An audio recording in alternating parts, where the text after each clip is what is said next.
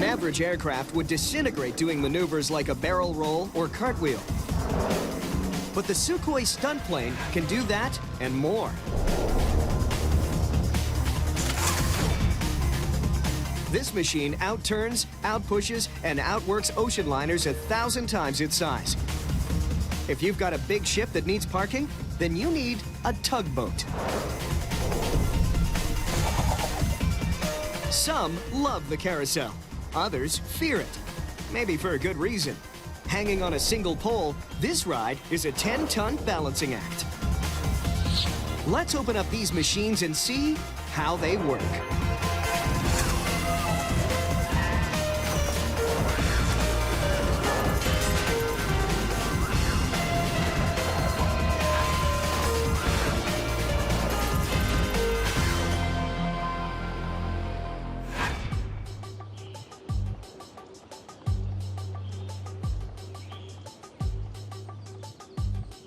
Born in the Soviet Union in the 1980s, the Sukhoi Su-26M is still the most sought-after stunt plane in the world.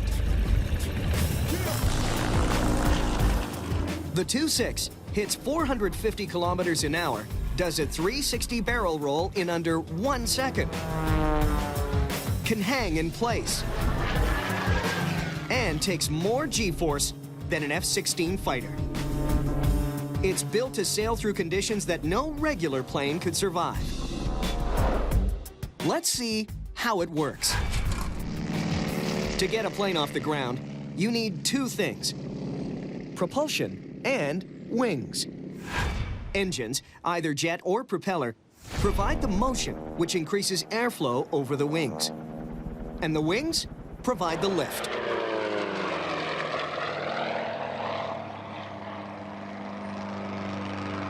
The shape of the wings combined with fast-moving air produces downwash and reduced air pressure on the wing's top surface. These aerodynamic forces produce lift. The amount of air diverted depends on the angle of the wing. This is known as the angle of attack. At takeoff, pilots adjust the wings to increase their angle of attack and get the machine airborne. Now that it's up, designers had to figure out how to keep it there while allowing it to perform incredible stunts. There are 3 basic challenges. First, extreme angles like these will either crash a regular plane or tear off its wings. The shape and construction of the wings is critical to overcoming the violent forces of these transitions. Second, the controls on this plane are surprisingly basic. No electronics, no power assist. Hydraulic systems can fail under extreme loads, so how does a pilot manage without them? And third, all this engineering is meaningless if you can't keep the pilot alive. First challenge, keep the machine in one piece. The key to that begins with the stunt plane's wings. This is the profile of a regular aircraft wing. It's got a curved top and a flat bottom. This shape works great for lift, but good luck trying to fly upside down. If you tried to fly at this angle, you'd be heading in the wrong direction. Stunt plane wings are heavily curved and more or less symmetrical, so lift remains the same upside down or right side up. Another force working against flight is aerodynamic drag. The only way to perform tricks like this is to increase it. Create too much, you stall, and then you drop like a stone. So, stunt planes need low-drag wings, heavy-duty construction, and powerful engines to keep them from shutting down when they're upside down, sideways, and all twisted up. But what keeps it from falling apart? On this machine, the wings are covered in titanium reinforced with Kevlar, almost impossible to bend. These ultra-stiff wings transmit extreme forces onto the plane's spar, the main supporting structure of a wing. It's anchored to the fuselage at the plane's center and evenly spreads out stresses working against the wings. It kind of works like a seesaw. The forces on each side of the spar cancel each other out. All modern planes have spars, and they're all strong.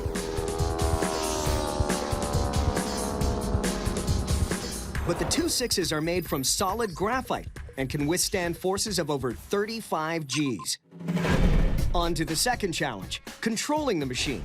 From down here, airshow stunts may look like they're computer-controlled, but inside the 2.6, there's nothing but a stick and a couple of pedals to control the plane's movement. The stick is connected to elevators. Pull back, and they go up. That forces the tail wing to drop and the plane's nose to rise. This changes the wing's angle of attack, creating more drag and lift. Foot pedals control a rudder that moves from side to side for turning. The stick also connects to ailerons located on the wings. Ailerons help normal aircraft bank. They always move opposite to each other. One goes down, the other goes up. This increases lift on one wing and drops the other, allowing the plane to turn. In the 2.6, a sideways push on the stick engages the ailerons. Not that different from other planes, but they can't take it to these extremes. This machine's wings allow it to take a bank into a barrel roll, and a lift becomes a loop. And there's more. A sharp turn of the rudder with the push on the elevators turns a barrel roll into a crazy tumble. The machine really can do just about anything the pilot dreams up. And what the pilot can physically overcome. There's no power assist in the controls of the 2.6. Its builders didn't trust hydraulics or electronics on extreme moves, so they didn't install any. But they did give pilots a little bit of help with some clever add-ons. At the plane's tail, the front edge of the elevators flare out into these edges called horns, a kind of aerial power steering system. Watch how they help the 2.6 pull out of this dive. When the pilot pulls hard on the stick, it raises the elevators, but that's not enough power. At certain speeds and angles, where strength alone would fail, the horns help push the elevators the extra little bit, giving the pilot just enough control to keep the machine airborne. With its wing design, super strong construction, and a couple of engineering tricks, the 2.6 throws the aeronautical rule book out the window. But there are other physical laws you can't throw out, no matter how special the machine. And that brings up the third challenge, gravity. Moves like these come at a price. The faster you change speed or direction, the more G-force you create. The resistance you feel as your body catches up to the plane is G-force. So, the next design challenge for the 2.6, protect the pilot during intense moves. On steep climbs, blood drains down the body and oxygen to the brain gets cut off. First, you go blind. Then you pass out. When diving, too much blood rushes to the brain. Eyes fill up, and you literally see red. The amount of G-force is directly related to the pilot's alignment with the machine's acceleration. So, the designers angled the 2.6's seat at 35 degrees. By reducing the direct line to G-force, the amount of blood that gets pushed around is reduced. Another line of defense for this nearly indestructible machine. But this Soviet icon also had to overcome some ice-cold problems. Find a proven, high-powered, lightweight engine that won't freeze up in winter, and then figure out how to start that engine on a frigid Siberian morning without a battery. To start with, build up a 360 horsepower radial engine with World War II pedigree that has 9 pistons arranged in a circular pattern. Just like the pistons in your car, these work in 4 strokes. They pull in air and gas with the first stroke, compress it with the second, ignite it with the third, push it out with the fourth. But firing in a circle sequence is trickier than a conventional inline engine. Watch them fire. First, every second piston goes off. The next time, those same pistons are skipped over while they expel the exhaust and suck fuel for their subsequent firing. Fighter pilots love this engine. Even if a piston or two got shot out, you still had enough to get home. Everything on this plane is manually controlled. No hydraulics to leak, no electronics to break down. The air-cooled engine even has a manual thermostat. The pilot opens and closes metal shutters like the aperture of a camera to adjust the engine's temperature. The Soviets had found their perfect engine, tough, dependable, and powerful for its size. Next, the battery, critical for turning over most combustion engines. But they needed to start these things in winter, and new batteries would drain in the cold. So designers came up with a surefire solution: air pressure. This ball contains compressed air that's injected into the cylinders to move the pistons, and that starts the engine. Once it's turned over, fuel smoothly replaces the air. There is a small battery attached to the engine, which showers the combustion chambers with sparks to ignite the air-fuel mixture. Smart, no-frill mechanical ingenuity. And here's another one: visual guides attached to the wings. These help pilots orient the machine flying upside down or coming out of a spin by lining up the guide with the horizon. And the horizon is the only thing that's ever limited this machine. Whether hanging from its propeller helicopter style or taking an earthbound dive, it's all about the performance. As for the airshow smoke, a high-speed pump injects paraffin oil into the hottest part of the exhaust pipe. The oil has a high flash point, so it doesn't go up in flames, but the pipe is hot enough to make it smoke.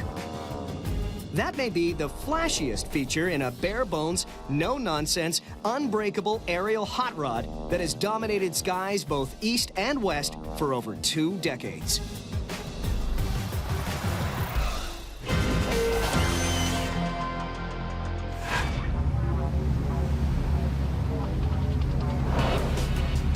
These are the sheepdogs of the marine world. Without harbor tugboats, megaships could never get into port. And we'd run out of oil, food, and pretty much everything else in a matter of days. As the size of ships have increased, so have the demands put on tugs.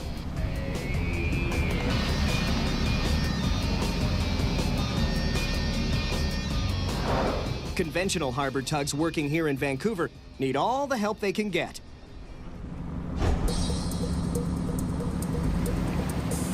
And it comes from this tractor tug, the newest and toughest member of the family. A sumo wrestler and dancer all in one that can push and turn a Leviathan 1,000 times its size. Let's see how it works. Tugboats need 2 things to get their job started: a big, powerful engine and a special hull design that allows them to dig into the water. Essential to help monsters like these parallel park. These harbor tugs pack around 1,800 horsepower. This tractor tug is driven by 2 3,000 horsepower diesel engines. Precision-tuned with computer-monitored fuel injection and turbochargers, each one of these engines could power a full-size locomotive. But a locomotive has a huge advantage over a tug. It's got wheels that are always in contact with solid steel rails. Friction between the wheels and the rails make it easy to generate traction. Tugboats have to do it on water, which is always moving and, well, kind of slippery. All the horsepower in the world means nothing if you can't somehow get a grip and create leverage. The secret to winning that battle is in the hull. Tugs are kind of like icebergs. A big part of them live underwater. They ride low under the enormous weight of their engines, and as they power up, they sink even further. That's because they're built with something called a heavy displacement hull. Instead of riding on top of the water, it sinks into the trough of its own wake. More contact with the water means more friction and more pushing power. But to guide ships in and out of narrow harbor entrances, modern tugs need a lot more than power and grip, including independently controlled props, keels that go on the front of the boat, and indestructible winches. There's another kind of friction the tug needs. The kind that keeps you glued to the wall of a ship. And whether you're an old tug or brand new, there's no substitute for rubber tires.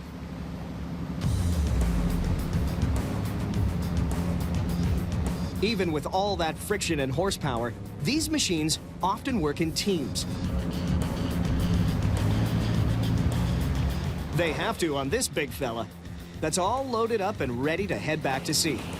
The tugs take aim at clearly marked sweet spots and quickly push the freighter into a shipping lane. That's the work of a basic harbor tug.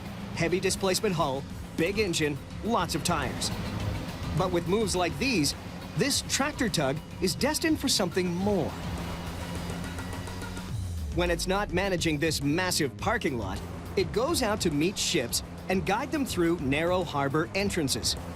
If it needs to slow them down, it just hangs on with the winch, pulls the other way, and becomes an aquatic emergency brake.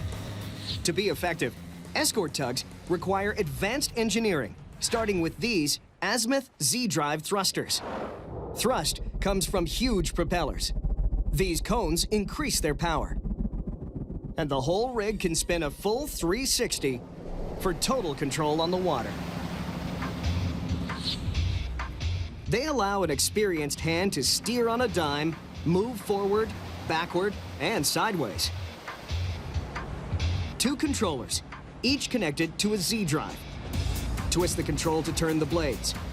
Push them forward to control thrust.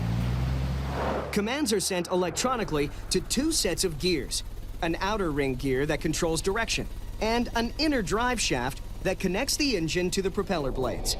The azimuths are great for pushing around boats, but they're even better when teamed up with the tug's powerful winch. Driven by a large 250 horsepower motor and equipped with a 300-meter fabric line, it's light enough to float, and unlike steel cables, it doesn't rust. This rope is so strong, you'd need the thrust of 10 F-16 fighter jets to pull it apart. And that comes in handy for this tug's most advanced move. It starts by hooking up to the back of a ship, then moves out to one side. And finally, with the help of its powerful drives and front keels, digs in and rotates the ship like a giant rudder, turning vessels 10 times faster than it ever could with a simple push. Tugboats may look small when sitting next to mega ships, but they're all muscle and fancy footwork, helping take goods out and bringing them in. A big gear in our economic engine.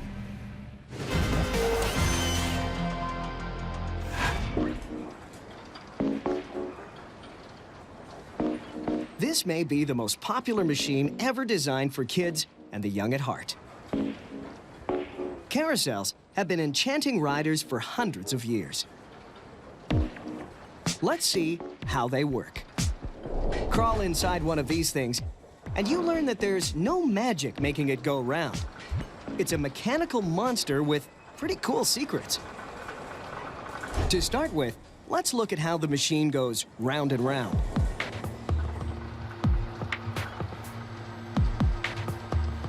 A lawnmower-sized engine turns a shaft that drives a small gear that grooves around the inside of a large planetary gear. That's all it takes to spin 10 tons of machinery. The seamless sets of teeth meshing together upgrade the small motor's output into all the force required to run the show. The gears are incredibly durable, and their smooth interlacing ensures that turning doesn't make the machine wobble. There aren't any wheels under this ride's 36 horses, so it's critical that everything stays in balance. To stabilize the carousel, a center pole connects to these beams called sweeps. Cables hold up the sweeps from above, like a miniature suspension bridge. Everything else is connected and hangs on for the ride. The center pole is locked in place by 2 variable beams called mudsills. These allow the ride to be quickly and easily leveled by adjusting one side or the other. And keeping things level is key to the machine's smooth reputation. The animals also play a part in this delicate balancing act. Each horse has a partner whose movement has to be mirrored on the opposite side of the ride. When one goes up, the other has to go down, or the ride will start to vibrate. So on this machine, that means 18 pairs of synchronized horses that are connected to hooks on a crankshaft. The crankshafts are connected to bevel gears that transform round and round into up and down. The horses themselves may look heavy, but on a traditional carousel, they're hollow and carved from material like basswood, as strong as it is light. Once everything is up and running, there's very little friction for the machine to overcome. So the ride could technically spin fast enough to throw riders from their saddles. Good thing this magnetic counter cuts off the power if the carousel cracks a breathtaking 11 kilometers an hour. A lot of people are curious about the lights. How the heck do you rig a spinning platform without tangling the wires around the pole? Think about your lit-up Christmas tree. Try spinning that for a couple of hours. What a mess. For a carousel to keep them on and the ride moving, it needs a specialized component that allows the machine to have electricity without wires wrapping around the pole. It's called a commutator, and it works by transferring electrical current wirelessly to metal brushes that spin along with the rest of the ride. Power enters the carousel through the main pole. It then travels through the commutator to the brushes. Current then flows to an electrical panel that sends it along wires to power the lights. Which on this particular machine has been happening since its creation in 1908. That's a long time to be spinning, but the carousel itself dates back to the Middle Ages. The ride's hundreds of parts make enough racket to sound like a medieval battle, which is spot on, because this gentle ride was first built as a machine to train knights for war. Centuries ago, young riders in training rode a merry-go-round for target practice.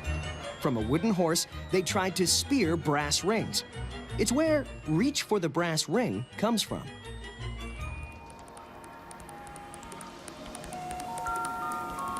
Thanks to an ageless design that keeps it going round and round, these young riders can dream all they want about faraway castles and have a great time while doing it.